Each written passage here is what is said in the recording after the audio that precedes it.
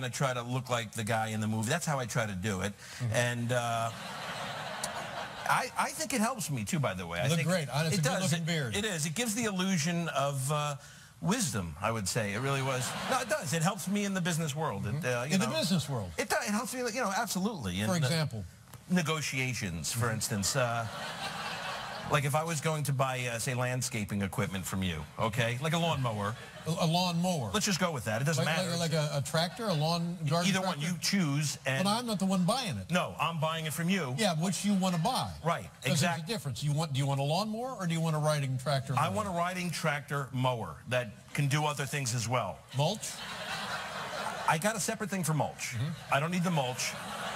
I just want the mower. Snow blower attachment? That would be nice, but not necessary. So I don't need it. It's a good, add-on. You looking for top of the line? Yes, I am top of the line, and I'm asking you how much. Okay, $12.50. $12.50.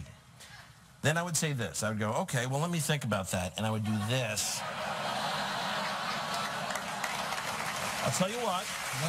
That's right. I'll pay half. I'll pay half. No, this does nothing. It's like, trust me, you were so... Take your beard and get out. You're not paying half. No, that ain't going to work. It's like a rodeo clown. You got sucked in. You didn't even know where to... I sucked in at all. You're not getting it. All right, well then... But you look fantastic. Oh. How are the kids, by the way? The kids are absolutely incredible. Summer is the best with kids, isn't it? It really is. Yeah. And not the best for me, though, with the sweat. But other than that...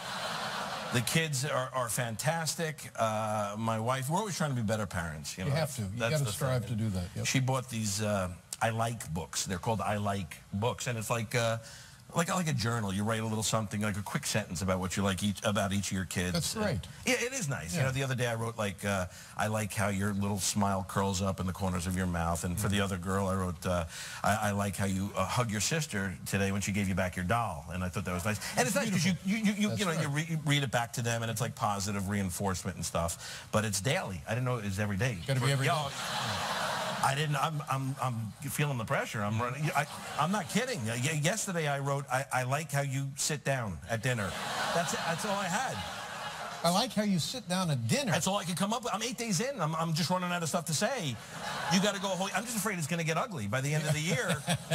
It's going to be like, you got to find your own place. I am so sick of. Who do you think you are? Right? Writers. You get to somebody work ahead for you on this. That's right. But this is lovely because it's a historical document of the kids' lives, and then 10, 15, 20 years, they'll look back at this and see all the blank pages where I didn't do anything. That's seriously. No, but they're great. My kids are incredible, and they. It's just I love the youth. That's what it is with the kids. They have such abilities that we don't have anymore. Like you could wake up any of my kids from like a dead sleep, and they would literally just pop up and take off running like a gazelle. And that's youth. That really is youth. Because me, I could even wake up on my own, and getting out of bed would require a game plan. There's really you really gotta think about it. You're like, it's true, You can start thinking to yourself, I gotta swing the knees over to the side. I've noticed that with my son. There is no warm-up period. No. It's 0 to 100, bang, zoom. That's right. And that's one of the abilities they don't have is to wake you up gently. No. They don't have this one here. No, that doesn't exist. No, they come in the room very stealth-like, and they stick their face so close to yours. You can actually feel the tiny pulsations of air firing out of their baby nostrils.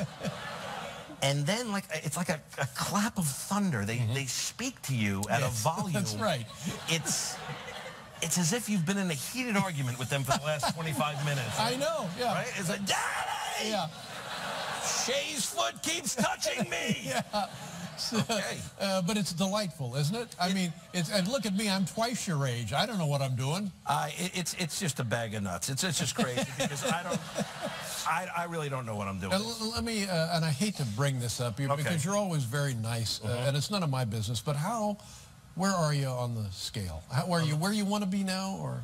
Did you really need to ask that right now? I'm trying to be sensitive, like I'm pretending I don't notice. Well, it's...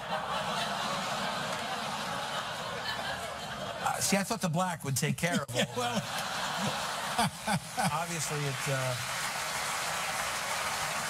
But I remember you were here one time and you had been working out for a film and you told me you had lost 60 pounds. Yeah. That's remarkable. That was a while ago, that one. That one... Life takes over, you know, and but you know it's a challenge. It is a challenge every day, and you do what you can. Sure. And I got to tell you that there's problems when you get heavy like this. It gets very annoying for me. This is true. I had to get a pedicure for the first time. Oh God. Well, let me tell you, I didn't even know what a pedicure was. Why would you need a pedicure? Because when you have a cooker, Dave, like this, trimming the toenails, a cooker, cutting. Well, listen to me. I've never heard that. Well, it's a, you know, whatever you want to call it. Well, a boiler, a bumper. Cooker. When you have this in front of you, you realize, and big people will know this, that trimming your own toenails, it's challenging. You know, I mean, first of all, you can't even see them that clearly. It's a little fuzzy. You got to hold your breath. You go down. You try to get as many as it's like diving for pearls. You try to get as many as you can. And then come up before you black out. It's you know. Have you ever actually blacked out? Well, I haven't blacked out, but I've almost taken, you just say, you hear clicking and you're like, please just don't take off the little toe. That's all you're thinking. And that's it. But, you know, that's the problem. And you see things flying and you think you're doing well, but you could be trimming up the carpet. You don't even know. You're not even close. Yeah. I think when your first move to trim your toenails is back and then forward to get the momentum, that's when you make the pedicure, right? You got to get that inertia working for you. You got to start it up. Oh, my God. I tell you what, we're going to take a pause here. When we come back, we'll talk about the new movie and take a look at a clip here with Kevin James, everybody. Yeah. You have... I associate you with three guys. Maybe I'm wrong, maybe I'm right. I think I'm right about this. I associate you with Ray Romano. I know you guys are friends. Ray Romano, yeah. And Adam Sandler. I know you guys are friends also. Yes. And you all kind of came up in the same class, is that right? Working in a stand-up club? Adam was a little earlier than me. He popped a little earlier. I started in like 1989, I think, started to do stand-up. Did you know him then? I met him at the comic strip, the stand-up club in the city, and he was incredibly nice. I remember that. He had seen me do a set, and he said that I was going to make it. He said that's exactly what he said, and I was so excited about that. I kept a stand-up journal at the time of, you know, how you do each set and stuff like that. And I went home and I wrote it that night that I met Adam Sandler and what a nice guy. And then I wrote my usual stuff, which is always like stop sweating and you know, get bigger clothes and things like that. It never changed. By the way, it's the same thing in my journal now. Note to self. Yeah. Stop sweating. Yeah, it's a tough one. So it must be great fun when you guys get to work together. It is. It's incredible fun. And this cast, I mean, it's bigger than ever because we have like Taylor Lautner. You got Shaq, Shaquille O'Neal, by the way. Very funny. One of the funniest guys. Funny, yeah, he's incredible. I mean, it was almost a little annoying because the guy's so good in his, you know, genre. You know, in basketball, he dominated. So when he came over to comedy, we thought, like, you know, well, we'll teach him some stuff. He's got good moves, and he's a very likable guy. A very likable guy, really good guy. And at the end of the film, everybody gets a brand new car. I love that. That he bought us a Maserati. That's right, and he told me he's doing the same thing this year, but he said we're actually stepping up. I'm hoping for a village. That's what I want. I'd like a nice, a small village. But I'm very happy because I got two Maseratis because, well, Spade came on rough times and had to sell his. So I got it. And at a very low price. But it was because of the beard. Yeah, I hope you did better than you did on the riding mower.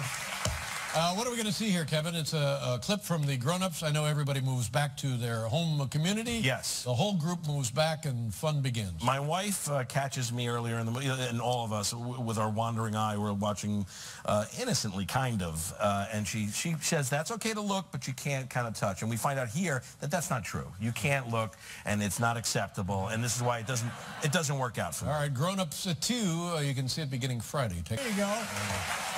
Okay. Grown-ups 2 opens Friday. Enjoy your new car. Thank you, Dave. Kevin James, ladies and gentlemen. Everybody. We'll be right back with Shaun White.